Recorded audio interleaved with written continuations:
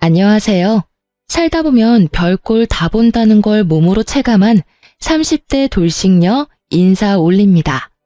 저는 결혼 후 1년 만에 초고속으로 이혼을 했는데요. 제 이혼 이야기를 들어보지 못한 사람들은 제게 문제가 있나 생각하실 수도 있지만 들어보신 분들은 모두 이혼 잘했다며 오히려 응원해 주시거든요. 얼마 전에도 지인이 제 이혼 이야기를 듣더니 이건 많은 사람들에게 알려야 할 일이라며 거듭 권해서 이렇게 사연글을 작성하고 있어요. 저와 이혼한 남편은 동갑내기로 같은 직장의 동료이자 사내 커플에서 부부가 된 아주 가까운 사이였어요. 남편은 결혼을 전제로 저와 사귀기를 원했고 저도 솔직히 어느 정도 나이가 찼으니 진지하게 생각해보고자 연애를 시작했어요. 연애 때 남편은 노력을 하는 사람이었어요. 저를 위해 모든 걸 맞춰주고 제 취향에 맞춰주는, 고기를 싫어하는 저를 위해 매번 채식이나 해산물 가게를 찾아주는 아주 좋은 남자친구였죠. 그 세심한 모습에 반해 정말로 결혼을 진지하게 생각했어요. 그리고 남편은 결혼을 하기 위해 집을 구매했다고 했어요. 난감하게 웃으며 은행 빚이 많지만 그래도 자기 집이라고 하는 걸 보니 제가 나머지는 벌어서 생활하면 될 것 같다고 생각했어요. 집도 있고 제가 벌면 생활비도 있으니 괜찮겠지. 그렇게 생각하던 차에 생각지도 못했던 아이가 생겼어요. 솔직히 생각지도 못했다는 건 거짓말이었고요.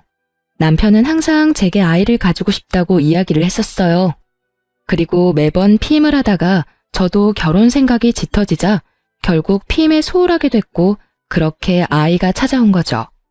아이가 생기고 보니 육아휴직을 하게 되면 생활이 힘들 것 같더라고요. 그때는 부모님에게 손을 조금 벌려야지 생각했어요.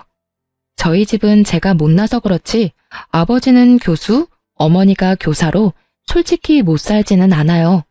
그렇기에 빌리고 나중에 갚자는 생각도 편하게 했었고요. 시댁은 시골인데 가족들도 엄청 많은 집안이었어요. 솔직히 임신해서 결혼하는 건데 남편이 엄청 원해서 그 집안에서도 축하해 줄 줄 알았거든요. 그런데 처음에 상견례 겸 시모를 봤는데 엄청 친절하게 대해주시기는 하셨지만 뭐랄까 그 눈빛이 엄청 차가웠어요. 그렇지만 본래 그런 인상일지도 모른다고 편하게 생각했어요. 시부도 마찬가지로 정말 즐겁지는 않은 가식적으로 웃고 있는 느낌을 많이 받았고요. 저는 이 자리가 딱딱한 자리라 그런가 보다라고 마음 편하게 생각해버렸어요. 그때 다른 선택을 했다면 어땠을까? 지금도 생각하게 만드네요. 사실 이혼에 대한 생각이 강하게 들었던 첫날은 놀랍게도 결혼식 당일이었어요. 그때 저는 무척이나 지쳐 있었어요. 남편이 집을 해오느라 막대한 원금과 이자가 나가고 있어서 결국 결혼과 관련된 재반 비용은 모두 제가 낼 수밖에 없었어요. 그 모습에 친정오빠는 왜 네가 다 하냐고 남편을 굉장히 나쁘게 보더라고요. 저는 오빠를 다독였어요. 어차피 결혼하면 둘이 같이 살 거고 그 집도 우리 둘이 사는 집이 될 거다. 집 가져오는데 내가 혼수하는 게 맞고 결혼식 비용도 내는 게 맞다고 했었죠.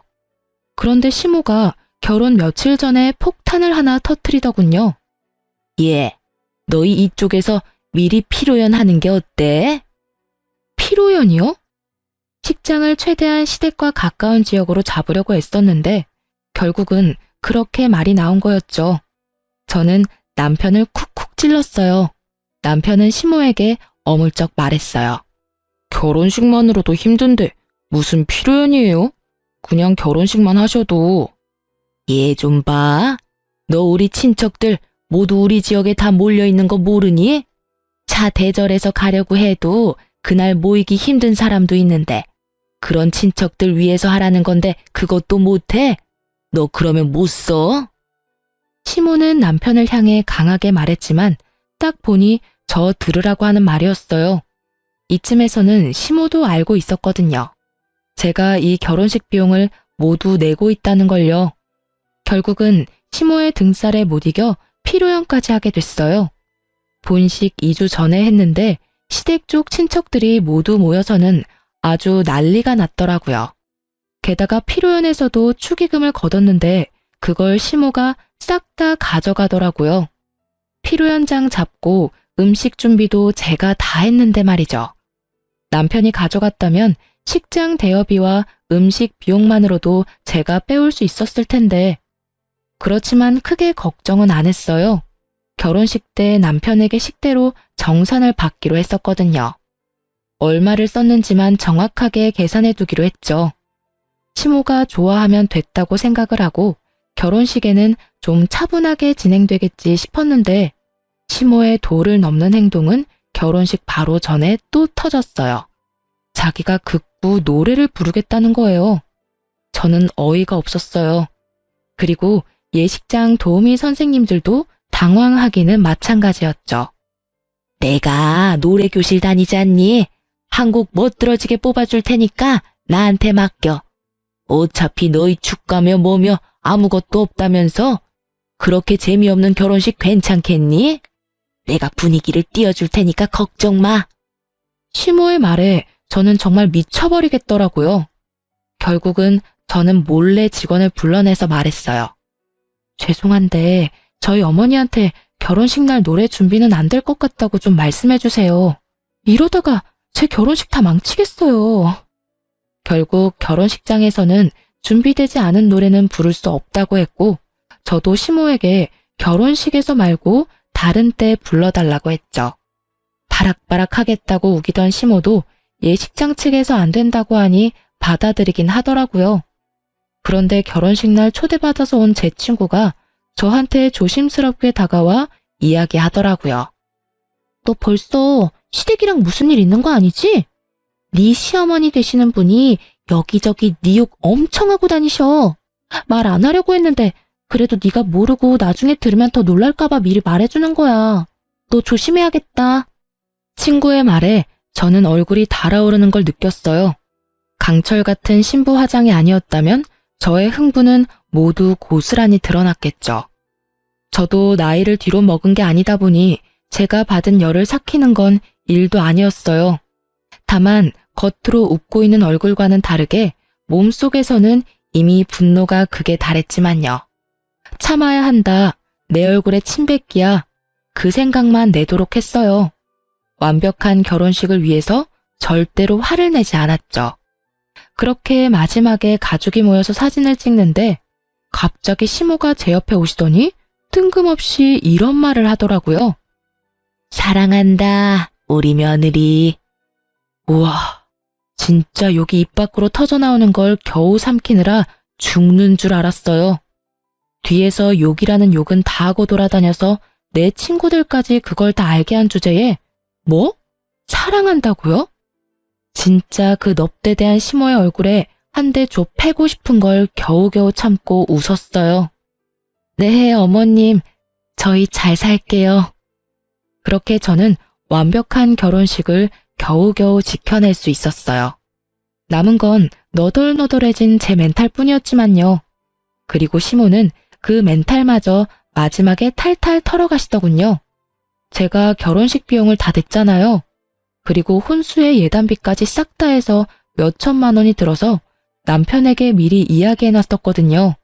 피로연 할 필요 없었는데 어머님이 원해서 한 거니까 그 비용은 반반씩 부담하자고 했죠. 솔직히 돈은 제가 다 냈는데 들어온 축의금은 시댁에서 다 가져갔으니 저도 남는 게 있어야 나머지 결혼식을 제대로 치를 수 있잖아요. 그때 남편은 알겠다고 확실하게 말해줬어요. 지금 당장 돈이 없으니 결혼식 때 들어오는 축의금에서 떼주겠다고 했는데 막상 정산하러 내려갔더니 시모가 남편에게 들어온 축의금을 모조리 들고 식대 계산을 하고 있더라고요. 저는 남편에게 가서 물었어요. 저번에 필요연할 때 쓴 돈 따로 빼놨어? 그게... 왜? 안 빼놨어? 그럼 어떻게 할 거야? 필요연 때 쓴 돈 반은 주기로 약속했잖아. 주기로 한 돈으로 식대 계산하면 나한테는 어떻게 돈 줄 건데? 조용히 좀 해. 너도 어차피 축의금 들어온 거 있잖아. 그 금액도 다 남을 건데 그걸로 우선 쓰면 되지. 너 식대가 다 내 돈인 줄 아니? 그거 우리 부모님이 친구들 친척들 결혼식 돌아다니면서 낸 돈 돌려받는 거야. 내 친구들이 준 돈만 오로지 내 거라고. 게다가 그 돈이 들어온들 어차피 혼수로 다 나가야 하는 돈인데. 결국 제 입에서 고운 소리가 나올 리 없었고 큰 소리가 버럭버럭 터져나왔어요. 솔직히 작게 이야기할 수 있었고 조심스레 이야기할 수도 있었어요. 시모의 행동들이 없었다면 말이죠. 이미 시모의 행동들로 제가 기분이 팍 상해 있는데 남편이 저러니 말이 곱게 나가질 않더라고요. 예, 너는 이제 막 결혼한 애가 남편을 잡어? 아니, 남자가 집을 다 해오면 네가 자질구레한 건 내야지. 넌 기생충 마냥 남자한테 빌부터 살려고 벌써부터 그러는 거야? 기생충요? 누가 기생충인데요? 어머님, 집을 가져오면 뭐해요? 다 대출이라 원금 이자만 월급만큼 나가는데. 그러면 어차피 제 월급으로 생활해야 하는 거 모르셨어요? 그 대출금이랑 제가 내는 생활비랑 어차피 비슷해요. 집돈 갚는 동안 내내 제 돈으로 살림 살아야 하는 거예요. 제가 아등바등 돈 갖고 그러는 거 다 잘 살아보려고 그러는 거라고요. 그리고 이 말은 안 하려고 했는데 해야겠어요. 아니, 저희 사정 뻔히 알면서 결혼식 전에 필요연은 왜 하자고 하신 건데요? 그게 그렇게 중요했어요? 그리고 필요연 할 때 식대며 예식장 비용이며 제가 다 냈는데 어머님이 축의금 들어온 거 다 가져가셨잖아요. 적어도 필요연 하자고 먼저 이야기하셨으면 비용 정도는 알아서 주시는 게 맞지 않나요? 아들이 돈 한 푼 없이 결혼식 하는데. 결국 참다 못한 저는 터져버렸고 남편은 한숨을 푹 쉬더군요. 그것도 웃겼어요. 한숨을 지가 왜 쉬어요? 내가 했으면 했지. 뭘 잘한 게 있어서 그렇게 다 해탈한 것처럼 구는지. 남편 놈이 먼저 돈을 제대로 빼놨으면 이럴 일 없었을 거잖아요. 결국은 남편은 축의금에서 필요한 값을 떼서 저한테 주더라고요. 제가 그 돈을 받으려고 하자 이번에는 시모가 난리더라고요. 아니, 왜 너한테 이 돈을 줘? 우리 집에 들어온 축의금이잖아. 왜 네가 가져가? 이런 버르장머리 없는 애를 봤나? 내가 쉽게 결혼 허락해주니까 시어머니가 만만하니? 왜 주긴? 제가 소리 지르려 하자 오빠가 끼어들었어요. 사돈 어른께서 이해하세요. 매제는 집을 해오느라 돈이 없어서 결혼식 비용을 못 대는 상황이고 이쪽도 혼수와 예단비, 결혼식비로 돈을 어느 정도 마련했는데 예상이 없던 필요연을 하게 돼서 돈이 모자라게 됐거든요. 결혼식은 둘이 하는 거니 둘이서 나누는 게 맞다고 생각합니다. 저희가 혼수 예단을 하지 않았다면 또 모를까.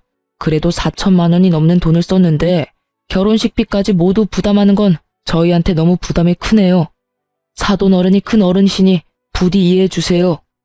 좋게 말할 필요도 없는데 오빠는 간곡하게 말했고 그 간곡한 말투가 자신을 달래는 것처럼 들리는 걸 알아챘는지 시모는 친정집에 그런 모습을 보이는 게 쪽팔리다고 생각했나 봐요. 결국은 알겠어요 한마디만 남기고는 다 놔두고 나가더군요. 그 뒷모습을 보는데 정말 아침부터 밥도 못 먹고 결혼식 하느라고 난리치는 제가 왜 여기 있나 하는 생각만 들었어요. 저런 시모를 모시고 살아야 하는 제 앞날도 캄캄했고요. 이때부터였어요. 시댁에 대한 제 평가는 최하였어요. 지금도 마찬가지지만 이때부터 다 때려치고 싶었지만 뱃속에 있는 아이 때문에 겨우겨우 참았어요. 그런데 그 마지막 인내심마저 쪼개버린 일이 얼마 지나지 않아 또 일어난 거죠. 저희 아들이 태어난 지 30일쯤 됐을 무렵이었어요. 저는 초산인데다가 조리원을 금방 나온 터라 모든 게 서툴고 몸이 힘들었어요. 자연분만이었지만 10시간을 넘게 틀어서 온몸이 성한 구석이 없었죠.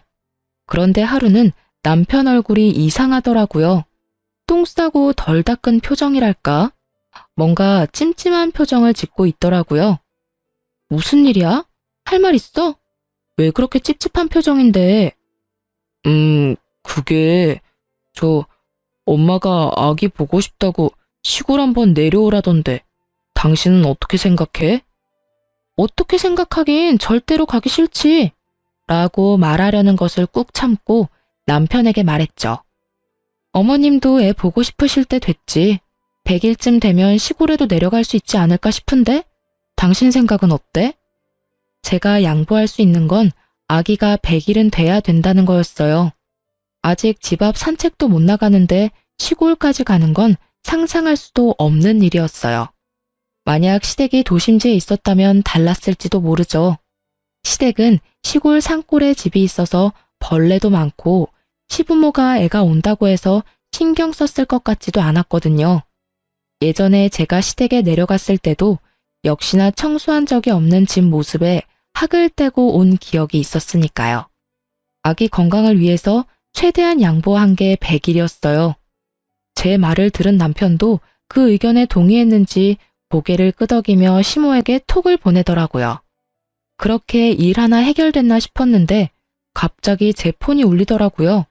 시모의 카톡이었어요. 너만 애 낳아봤니? 너만 힘들어? 왜 혼자 유별나게 굴어? 애를 낳았으면 데리고 와야 하는 게 당연하잖아. 우리가 남도 아니고. 정말 서운하다. 너 진짜 우리 안 보려고 작정한 거니? 시모의 카톡을 보니 머리가 지끈거리더라고요. 제가 무슨 수를 쓰지 않으면 몇 날 며칠을 저렇게 사람을 쪼아댈 게 분명하니 저는 한 발 더 양보했어요. 그리고 시모에게 전화했어요. 어머님, 아기가 아직 바깥바람 쐬기 힘들어요. 보고 싶으시면 나중에 어머님이 올라오세요. 제가 힘들어서가 아니라 애가 힘들어서 그래요.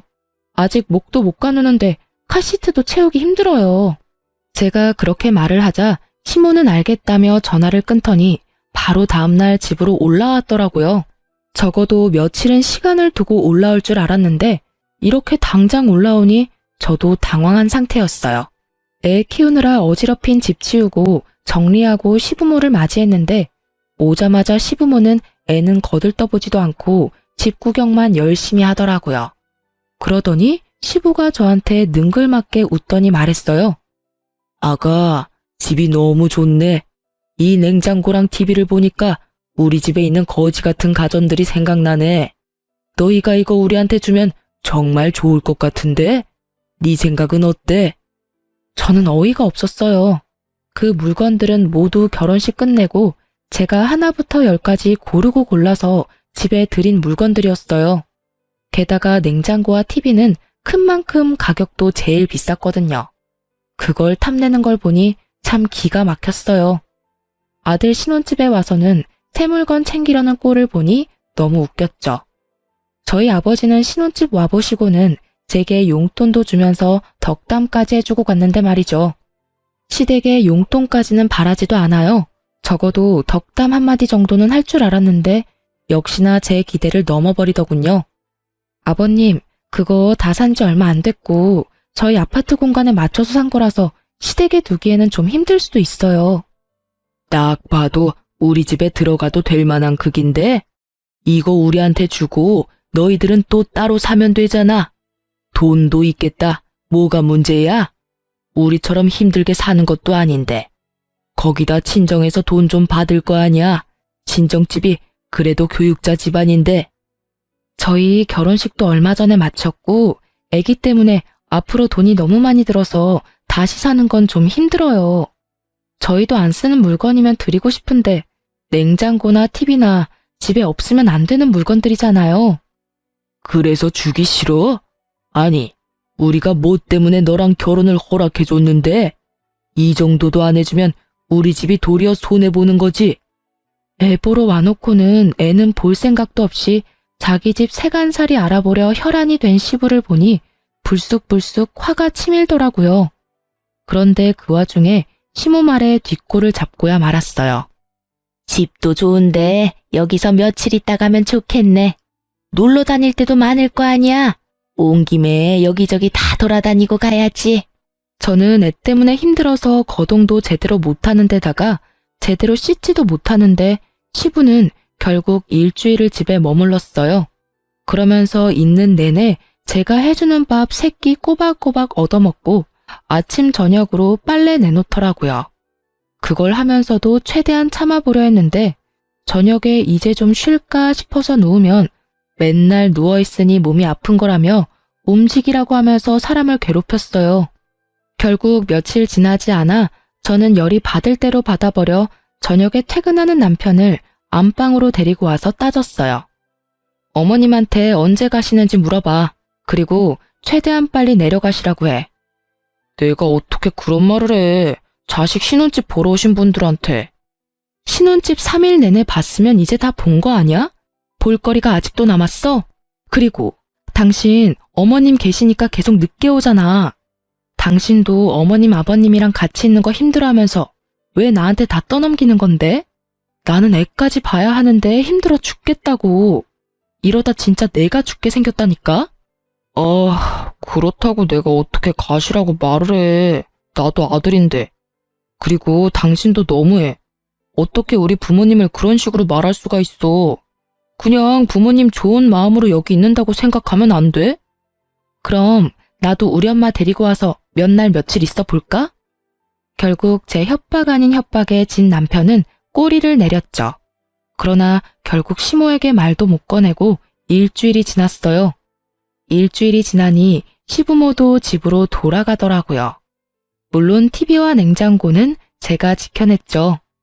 시부모가 돌아간 날 정말 오랜만에 자유를 만끽하고 있었는데 남편이 완전 술에 절어서 엄청 늦게 들어왔더라고요.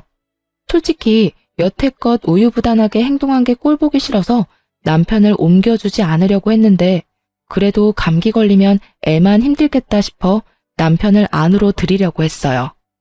그때 남편 옷에서 폰이 툭 떨어지더라고요. 폰은 얼마 전까지 대화를 했는지 카톡 화면이 떠 있었어요. 그런데 그 카톡을 보고 저는 눈이 뒤집어져 버릴 만큼 열이 받았어요. 카톡은 남편과 시모의 대화 내용이었는데 그걸 본 저는 속이 뒤틀리는 감각을 느껴야 했어요. 얘, 너 결혼 잘못했어. 좋은 집에서 곱게 자라서 그런지 시모 알기를 개똥으로 알잖니. 꼴랑 TV랑 냉장고 때문에 정색하면서 눈 동그랗게 뜨고 따박따박 말대꾸 하는 거 봤지? 정말 결혼을 시켜줬더니 아주 시댁을 잡아먹으려고 들어. 네 아버지가 이번 기회에 가전 새로 바꾸나 싶었는데 좋다 말았지 뭐니? 시모의 열받은 음성이 여기까지 들리는 것처럼 생생해서 더 빡치더라고요. 그런데 남편의 반응이 저는 더 열받았어요. 저는 제 편을 들어주거나 그런 거 아니라고 중재를 해줄 거라고 생각하고 있었거든요. 그런데 그게 아니더라고요.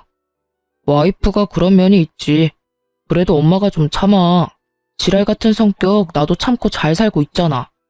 그래도 처갓집에 돈이 좀 있으니까 우리한테 무슨 일 생기면 돈 빌리기도 쉬워. 말만 하면 척척 돈 내주니까.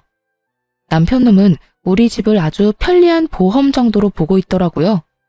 그리고 냉장고랑 TV는 상황 봐서 내가 사줄게. 나 몰래 꽁쳐놓은 돈 좀 있어. 이 남자가 나를 사랑해서 결혼한 줄 알았더니 우리 집 돈 보고 결혼한 거였더라고요. 이럴 거면 우리 아버지랑 결혼하지 그랬냐는 생각이 들 정도였거든요. 제가 무슨 일이 있으면 친정에 전화하니 아주 우리 집을 자기 돈줄로 아는 모양이었어요. 게다가 정말 괘씸한 건 아기 분유 기저귀 한 번을 사다 준 적 없고 그럴 때마다 자기 아파트 대출금 때문에 돈 없다 하더니 시부모 냉장고 TV 사줄 돈은 언제 꽁쳐놓은 건지. 그런데 밑으로 이어진 대화를 볼수록 더 기가 찼죠. 얘, 너 이혼할 거면 애는 그냥 줘버려. 혹 달고 있으면 너만 손해야. 혹시 양육비 뭐 그런 이야기 나오면 소송해서 절대 주지 말고. 애 새끼도 누구 새끼인지 모르겠지만 분명히 다른 남자 있을 거야. 절대로 넘어가면 안 돼. 우리 애를 혹이라고 말하는 게 진짜 할머니가 맞을까요? 저는 제 눈을 의심해야 했어요. 이 사람들은 무슨 생각으로 제게 다른 남자가 있다고 이렇게 당당하게 말하는 걸까요? 그런 시모의 문자에 대한 남편의 답은 심플했어요. 안 넘어가. 그래서 애 키울 때 한 푼도 안 내잖아. 시모의 미친 소리에 미친 답변을 건넨 남편놈을 보니 정말 모든 걸 뒤집어 엎어버리고 싶더라고요. 이 새끼는 뭔데 내 자식을 본인 자식이 아니라고 하는 걸까? 그러면 왜 지 자식도 아니라고 생각하면서 같이 살까? 의문만 가득했지만 이제 다 필요 없었어요.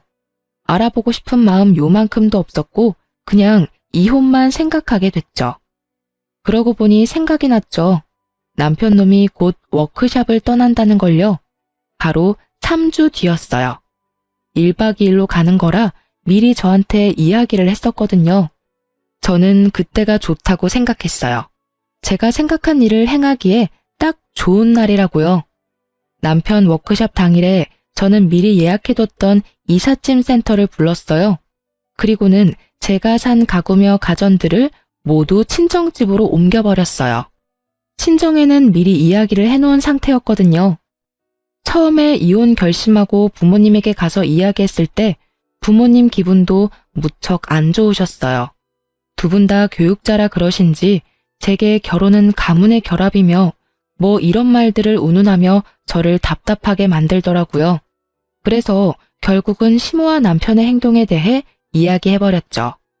이중인격처럼 앞에서는 쳐웃고 뒤에서는 욕하는 시모와 그런 시모에게 자기도 지랄 같은 내 성격 참아주며 산다는 남편의 말을 두 분에게 들려드렸더니 두 분 다 열이 받으셨죠. 특히 아버지는 얼마나 화를 내시는지.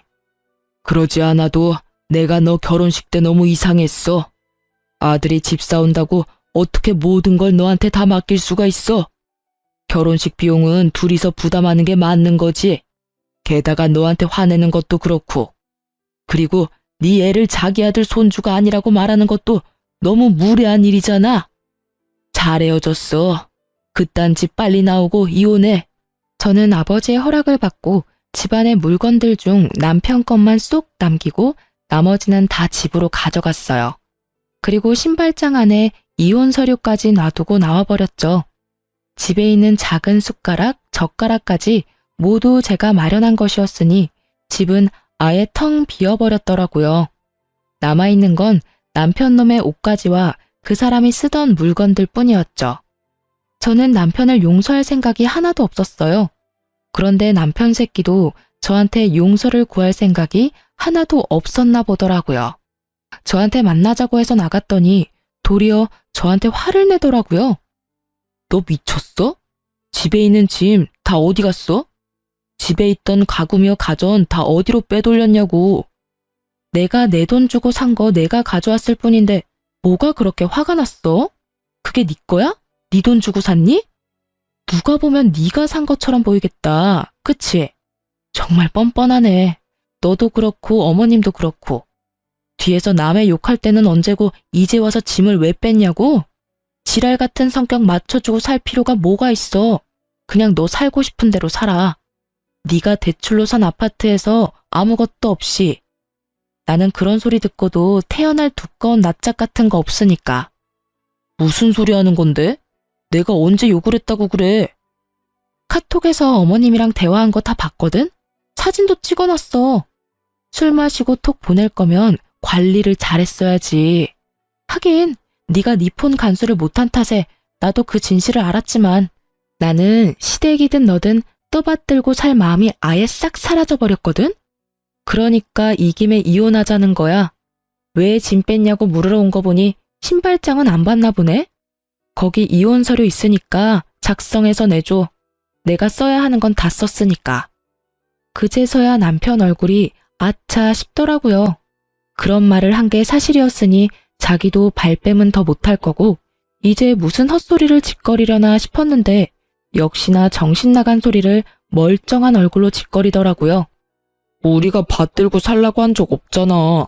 솔직히 그런 말 한 거는 사실이지만 그렇다고 해서 짐을 이렇게 다 빼버리는 건 너무하지. 적어도 이혼을 하려면 이야기를 하고 의논을 해야 하는 게 정상 아니야? 그리고 시부모한테 그 정도도 못해줘? 어머니랑 아버지가 뭘 그렇게 바랬는데? 그래, 욕 좀 했어. 그치만 그건 너한테도 문제가 있는 거니까 어쩔 수 없잖아. 짐을 뺀 건 내가 너희 집에 보낸 예단비가 아까워서 뺀 거야. 그러니까 네가 이해해. 그리고 내가 무슨 문제가 있어? 나 결혼식에서 너희 엄마 진상짓 했을 때도 참고 웃어줬어. 너희 아빠 우리 집에 와서 가전 가져가고 싶다고 했을 때도 웃으면서 넘겼어. 웃음 따위 전혀 나오지 않았지만 말이지. 근데 너랑 너희 부모님이 나한테 어떻게 했어? 아주 셋이서 나 하나를 분석을 자세하게도 했더라. 그리고 너는 네 새끼가 누구 애 새끼인지 몰라서 시모가 그런 말 했을 때 애 키울 때 한 푼도 안 낸다고 당당하게 이야기했어? 이 미친 새끼야. 틀린 말이 아니잖아. 너 당당하게 그 애가 내 애라고 말할 수 있어?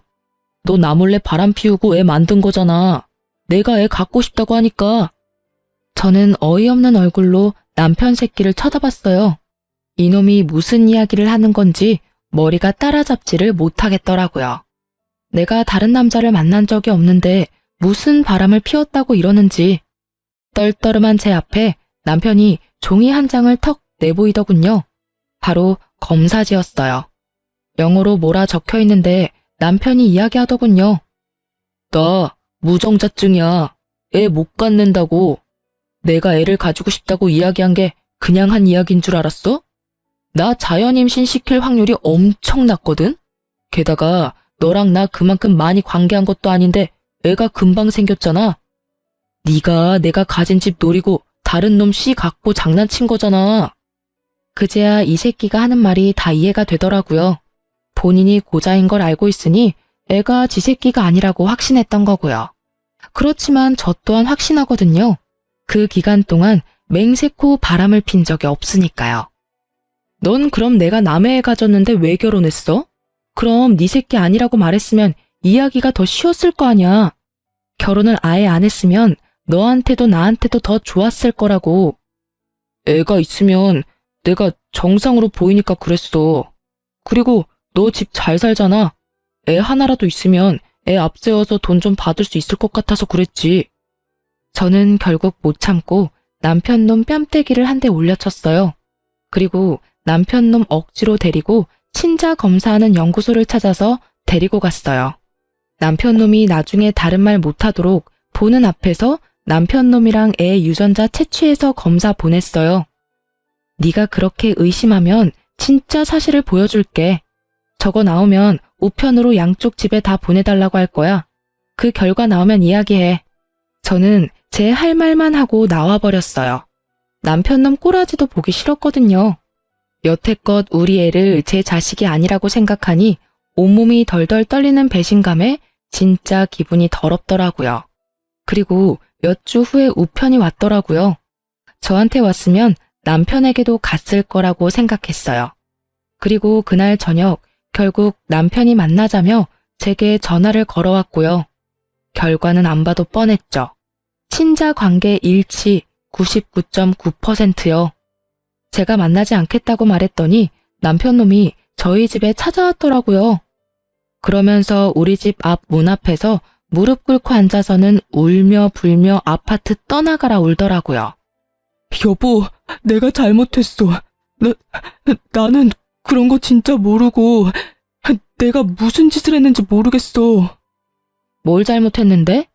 너 그냥 너 살고 싶은 대로 살았잖아. 우리 애가 네 애 아니라고 믿으면서 애한테 얼만큼 상처 줬는지 알기나 해? 게다가 넌 나까지 모욕한 거야. 내가 너 놔두고 바람을 피웠다고? 넌 내가 그렇게 뻔뻔한 여자처럼 보였니? 여태껏 남의 자식이라고 생각하고 살았으니까 그냥 남의 애라고 계속 생각해. 이제 와서 미안하니 잘못했니? 그런 소리 하지 말고. 어떻게 그래? 내가 우리 아들 아빠인데 평생 나한테 없을 줄 알았던 내 자식인데 내 아이잖아. 아니? 네 애 아니야. 내 애지. 너 우리 애한테 분유 한 통 기저귀 하나 사준 적 있어? 아니면 장난감을 사준 적이 있어? 그렇다고 살갑게 애랑 놀아주고 안아준 적이 있어. 그런 걸 안 하는 사람은 남이라는 거야, 남. 너 우리 애한테는 남이라고. 웃긴 일이죠. 지 자식인지 몰랐을 때는 그렇게 배짱 있게 굴더니 지 새끼인 거 알고 나니 완전 안면 몰수하고 지 자식이라니. 내가 너한테 준 사랑보다 남의 자식인 줄 알았던 애가 네 자식이라는 사실이 그렇게 애절해? 애도 애지만 넌 나한테 너무 큰 상처를 줬어. 넌 나를 바람이나 피고 꼴랑 집 한 채에 어디 가서 남의 씨 가져다 품어 애 낳은 년으로 만들었어. 내가 너한테 사랑한다고 말할 때 네가 무슨 생각을 했을지 생각하면 자다가도 정신이 번쩍 들 만큼 화가 난다고. 제 말에 남편 놈은 그제야 입을 다물더라고요. 난 너 용서할 생각 없고 너랑 할 이야기도 없어. 이혼할 거고 합의 안 되면 소송이야.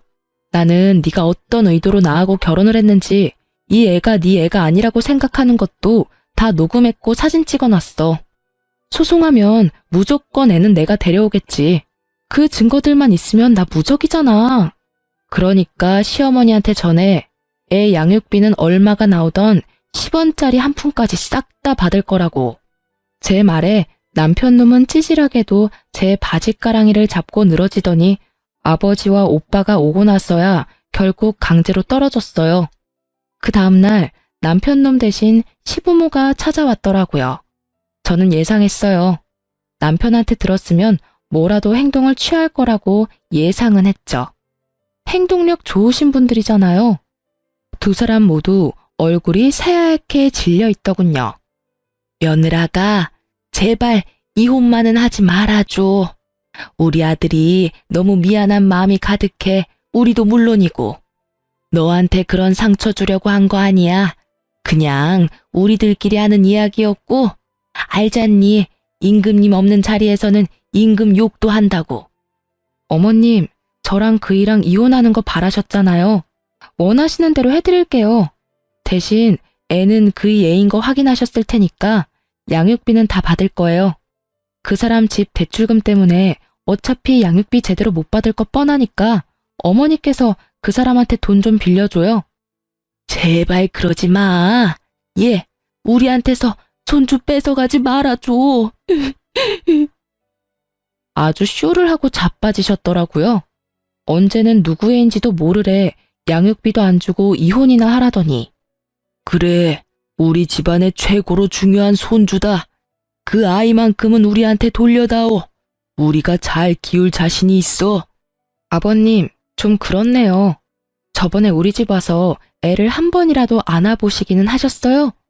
애는 안중에도 없고 저희 세간살이만 눈독 들이셨잖아요. 그리고 그때 그런 말도 하셨죠? 친정에서 돈 주지 않냐고. 우리 집안에서 그 정도도 안 해주면 손해라고 하시지 않았어요? 어차피 애는 안중에도 없던 분들이 갑자기 애가 소중하다며 여기 와서 이러시니 참 웃기네요. 할 말 있으시면 이혼소송 변호사한테나 가서 하세요. 저는 두 분하고 할 이야기 없습니다. 저는 시부모 모두 쫓아보냈어요. 결국 그 뒤로 이혼은 소송으로 가게 됐지만 뭐 저에게 유리하게 될 수밖에 없었죠. 솔직히 결혼 기간이 짧아 재산 분할 같은 거 할 게 없었어요. 다만 위자료는 제가 조금 받아올 수 있었고 아이 친권과 양육권도 제가 가져왔죠. 남편은 제게 양육비를 꼬박꼬박 내야 했어요. 그리고 이혼 3년쯤 뒤에 저는 재혼을 하게 됐어요. 그런데 재혼을 한다고 친구들에게 연락을 했던 게 전 남편에게까지 흘러갔는지 저한테 전화가 와서는 결혼하는 건 너무하지 않냐며 난리를 피우더라고요. 당신 나랑 재결합할 생각으로 여태껏 혼자였던 거 아니야? 어떻게 재혼을 해? 내 아이를 데리고. 재결합은 무슨? 어디서 얼빠진 소리를 해? 네 착각이야. 난 지금 이 사람 놓치기 너무 싫고 너랑은 정반대로 나랑 제 자식도 아닌 애를 사랑해줘서 결혼하려는 거야. 너는 네가 지금 애를 가질 수 없다는 생각 때문에 나하고 아이한테 매달리는 것 같은데 내가 기적처럼 애 가진 것처럼 다른 여자에게도 기적이 일어날 수도 있잖아. 그러니까 열심히 너도 재혼이나 해. 나한테 전화해서 뻘짓하지 말고. 그렇게 전화를 끊었는데 몇 달 후 직장 동료가 연락이 왔더라고요.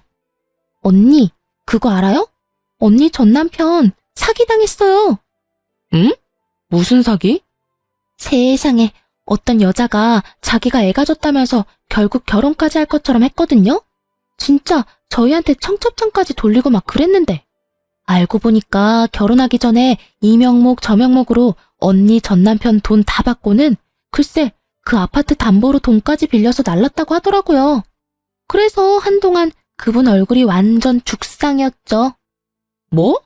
여자가 애를 가졌는데 왜 여자가 도망가? 알고 보니까 임신 자체가 거짓말이었대요. 그 여자가 갔던 산부인과에 찾아갔다는데 그런 여자도 없고 애도 없고 아예 진료 기록 자체가 없었대요. 결국은 재혼도 물 건너가고 아파트 살 때 빌린 은행 빚에 담보대출까지 갚아야 해서 헉헉대시더라고요.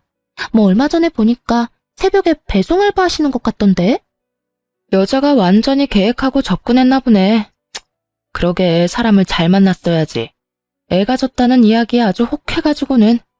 저번에 나 애 가졌다고 했을 때처럼 남의 남자애는 아닌지 의심이라도 하든지 안 하고. 근데 그 집의 비극이 거기서 끝이 아닌 거죠? 뭐가 더 남았어? 그 여자가 뱃속에 애를 들먹이면서 그 댁 부모님한테도 돈을 엄청 빌려갔대요. 그것 때문에 큰돈 잃어서 두 분 다 그 여자 잡으러 동분서주 돌아다니시다가 결국에는 없던 병까지 얻어서 병원 신세 지고 있다고 하던데요. 정말 상상을 뛰어넘네. 그러게요. 지금 생각해도 잘 빠져나오셨어요, 언니. 그런 집안에 있었으면 얼마나 고생했을지 안 봐도 훤하네요. 직장 동료의 전화를 끊고 참 많은 생각이 들었어요. 저에게는 그렇게 날카로웠던 의심의 칼날이 그 사기꾼 여자한테는 들지 않았다는 게 참 웃겼어요. 결국 제 진짜 핏줄은 품어보지도 못하고 잃게 생겼고 제 혼은 막판에 엎어져 막대한 빚만 졌으니 말이죠. 그걸 보니 제가 빠져나온 게 참 잘 됐다는 생각이 들긴 해요. 저는 지금 재혼을 해서 잘 살고 있거든요. 지금 시댁은 저한테 너무 잘해주셔요. 솔직히 이혼 후에 저는 시댁이라면 몸서리를 치는 바람에 엄청 예민하게 반응할 정도였거든요. 그런 제 모습도 그러려니 하고 넘기고 절대로 남 싫은 소리를 안 하시는 게 저희 시댁이에요. 처음에는 이 집안도 옛날 시댁처럼 똑같이 굴면 어쩌나 싶었는데 그런 분이 전혀 아니셨더라고요. 오히려 시댁과는 먼 게 좋다면서 멀리하니 서운한 기분에 제가 더 가까이 다가가게 됐거든요. 그리고 항상 칭찬을 해주니 마음이 더 가거든요. 제 아들도 본인 손주처럼 따뜻하게 대해주시고 말이죠. 그분들을 보면서 저도 그런 어른으로 늙어가고 싶다는 생각을 할 정도였으니까요. 제가 얼마나 존경하고 있는지 아시겠죠? 전 남편과 전 시댁의 어른들에게 단 한 번을 안겨보지 못한 제 아들에게 이렇게 좋은 가족을 만들어줄 수 있다는 게 너무나 다행스러운 일이라고 생각해요. 아이는 커가면서 제 양부를 닮아가고 있어요. 전 남편은 제가 마지막에 한 말 때문이라도 아이를 만나러 오는 일은 없었어요. 제가 그랬거든요. 네가 조금의 양심이라도 있으면 애한테 아빠 행세할 생각하지 마. 그 말을 듣고 본인도 느낀 게 많았는지 더 이상은 아이를 귀찮게 하지 않았어요. 친부니까 만나게 해줘야 한다는 생각을 하는 사람도 있겠지만 저는 전 남편을 죽을 때까지 용서할 생각이 없거든요. 저는 제 아이에게 온전한 사랑을 주는 사람을 아빠로 만들어주고 싶으니까요. 이렇게 글을 쓰고 보니 정말 폭풍과도 같은 이혼이었네요. 제 이야기 들으시면서 어떠셨나요? 가끔은 저도 결혼 1년 만에 이혼한 제가 다른 사람 눈에 어떻게 비칠지 의식해요. 그래서 이렇게 글을 쓰는 거고요. 저처럼 이런 사연을 가진 사람도 있다는 걸 알아주셨으면 해요. 이혼은 많이 참았다고 또 참지 못했다고 해도 되고 하면 안 되는 그런 게 아니잖아요.